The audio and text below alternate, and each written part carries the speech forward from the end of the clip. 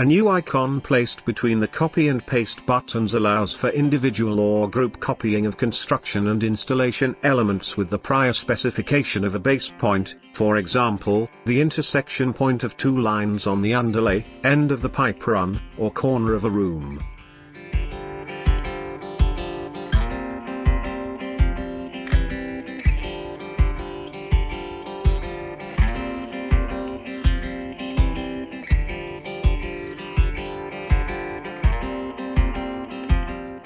It is possible to copy selected construction and installation elements to other stories.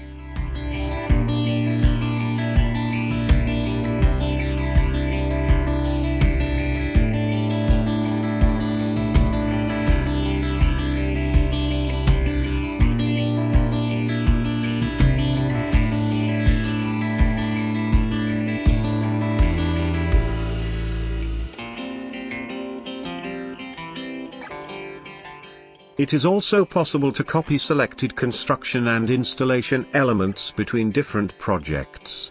In this case, it is necessary to open the same editing scope in both files.